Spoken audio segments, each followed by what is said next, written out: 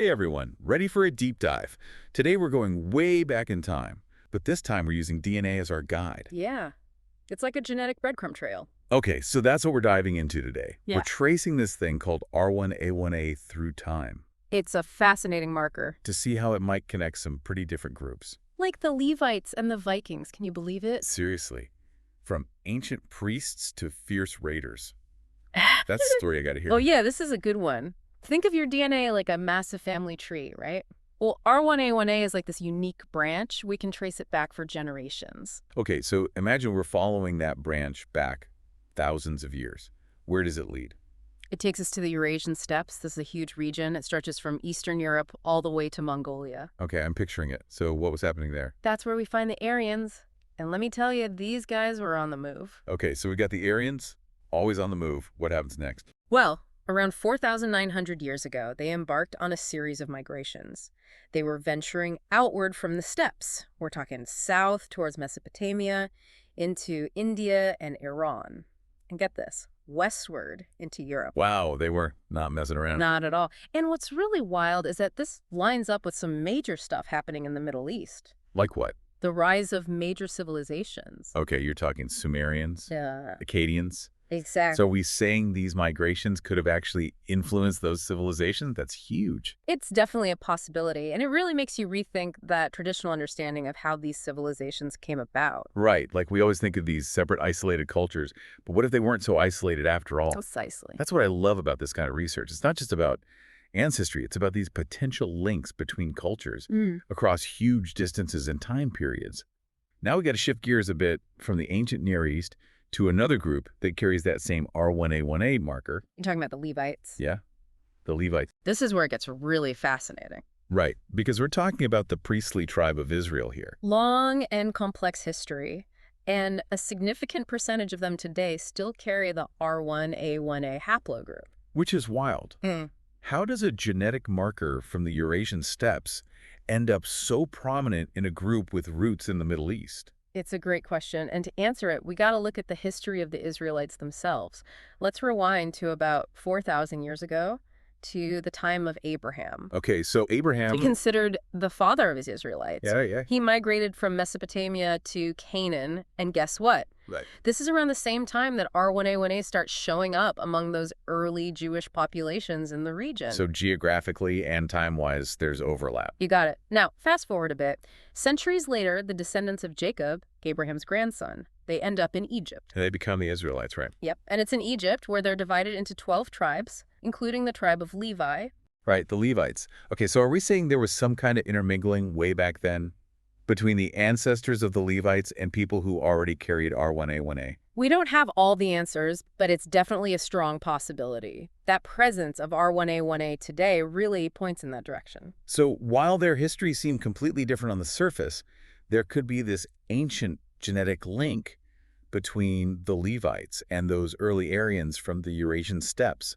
It's incredible. Isn't it? It makes you wonder about all the encounters and events that might have led to that kind of genetic exchange. Absolutely. And those encounters become even more interesting when we consider what geneticists call a bottleneck that happened in Levite history. Okay, a bottleneck. What happened? Imagine a narrow passageway, and only a few people can squeeze through. Okay, I'm with you. That's kind of what happened to that R1A1A line among the Levites around 1,300 years ago. So most of the R1A1A Levites just died out. Not exactly. Their numbers were drastically reduced, for reasons we don't fully understand. It's possible there was only a single individual left carrying that specific lineage. Wait, so an entire genetic lineage passed down through all those generations, almost entirely wiped out. That's crazy. It is remarkable. Almost all modern Levites who have R1A1A today, they can trace their ancestry back to that one single ancestor from the bottleneck period. That's mind-blowing. We've gone from this widespread genetic marker to a single ancestor and then, boom, a resurgence of that lineage. It really shows you the power of genetic inheritance, how resilient it is. And this actually sets the stage for the next chapter in our R1A1A saga. Because it doesn't end with Levites, does it? Nope, not at all. This journey takes us across continents to another group with a fascinating connection to this marker. You ready to set sail for Scandinavia? Scandinavia. Viking territory. R1A1A and the Vikings. I can't wait to see where this goes. Okay, Vikings. So we're talking about those fierce Scandinavian warriors, right? Yeah, the ones always raiding coastal settlements. Remember those iconic images? Oh yeah, the longboats, the horned helmets. Well, actually, about those helmets. What about them? Turns out the horns were more of a Hollywood thing. Oh, really? Yeah, not exactly historically accurate, but hey, everyone loves a good image, right? That's true. Yeah, but Yeah. Hollywood aside, the Vikings were more than just raiders. Oh, yeah, definitely. They were incredible seafarers, traders, explorers, They left their mark on history, that's for sure. and a good chunk of them carried the R1A1A marker. Which begs the question, how does a genetic marker from the Eurasian steppes end up so common in Scandinavia? It's the million-dollar question. And honestly, it's got researchers scratching their heads. So what are the theories? Well, one possibility is that R1A1A hitched a ride with those early Aryan migrations. You mean way back when we were talking about those guys fanning out from the steppes? Exactly. Imagine them venturing westward, across Europe, eventually settling in the lands that would become Norway and Sweden. Okay, I can see it. It's plausible, right? Especially given how much those Aryans moved around. Right. But there are other possibilities too, aren't there? Always. We gotta keep an open mind. Like, what else could have happened? Well, R1A1A might have arrived through what we call intermediary populations. Okay, break that down for me. So imagine groups who were hanging out further east. Maybe they had contact with the Aryans early on. Then over time, these groups migrated westward, bringing R1A1A with them. Ah, so it's like a genetic relay race. Exactly. Different groups passing this marker across huge distances and across generations. And don't forget, we're talking about thousands of years here. Oh yeah, this isn't a quick trip to the grocery store. This is a massive timescale. Right, so we could be looking at multiple waves of migration, interactions between all sorts of different populations. All of that playing a role in shaping the genetic landscape we see in Scandinavia today. It's mind-boggling, really. You start to realize history isn't a straight line at all. Not even close. It's more like a tangled web. With threads going every which way. And genetics, that's what gives us a glimpse into those ancient connections. It's the key to unlocking those mysteries. And in the case of R1A1A, that web stretches far and wide, from the Eurasian steppes to the Middle East, all the way to Scandinavia. connecting the Levites, the Vikings, and those ancient Aryan ancestors. It's quite a story, isn't it? It really is. And it makes you think, all those groups we read about in history books, Right? they weren't just names on a page. They were real people, living, breathing, moving. Making journeys, encountering other cultures, leaving their mark on the world. And their DNA, it's like a hidden message from the past. A message that's still being deciphered today. Okay, so we've covered a lot of ground here. Yeah. We've jumped between different groups, different time periods.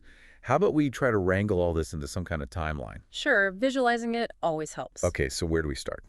Well, we know R1A1A emerges around 4,900 years ago with the Aryans and the Eurasian steppes. Right, that's our starting point. From there, they migrate outward, spreading the marker east and west. Okay, got it. Now, within a few centuries, we start seeing R1A1A pop up among the ancestors of Jewish populations in the Middle East. Including the lineage that would eventually become the Levites. Exactly. And remember, this is around the same time that Abraham, the father of the Israelites, migrates to Canaan. It's like all these pieces of history are starting to click into place. They're all interconnected. Okay, now let's fast forward. About 2,700 years later, around 1,300 years ago, we have that bottleneck event with the Levites. Right, the R1A1A lineage almost vanishes. Reduced to possibly just one single ancestor. It's incredible that they bounced back from that. Talk about resilience. Meanwhile, across the continent, what's happening? The Vikings are entering their era, right? We're talking roughly between the 8th and 11th centuries CE. And those Viking raiders, those explorers, a bunch of them are carrying that same R1A1A marker. Suggesting that ancient link back to those Aryan ancestors who first carried it out of the steppes. It's like a genetic echo across millennia. Connecting those seemingly separate groups. It's amazing how much we can learn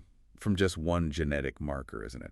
It really is. It challenges everything we thought we knew about the past. It's like we're constantly rewriting history as we uncover more of these genetic secrets. And that's what makes this kind of research so exciting. There's always something new to discover. It really makes you think about all those groups we read about in history books. Right.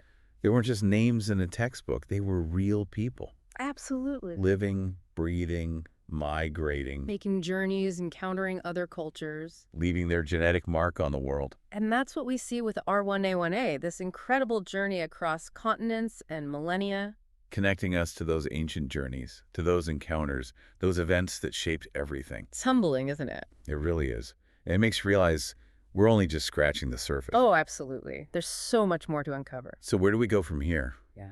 What other mysteries are hidden within this single genetic marker? Well, that's the question, isn't it? Researchers are still trying to piece together the full story, It's like a giant puzzle. with new pieces being discovered all the time. What else can we learn from R1A1A? What other connections might it reveal? Those are the questions that keep researchers up at night. And that's the beauty of it, right? Definitely. It's a journey of discovery that never truly ends. And it makes you wonder, what will future generations uncover about us? Right. What will our DNA reveal about our time, about our own connections to the past? It's a thought-provoking question. Maybe one day there'll be a deep dive into our own genetic markers. And they'll be tracing our journeys, just like we've done today. Uncovering our stories. It's incredible to think about. Well, until then, we'll keep exploring Keep asking questions. and keep uncovering those secrets hidden within our DNA. Thanks for joining us on this incredible journey through time with R1A1A.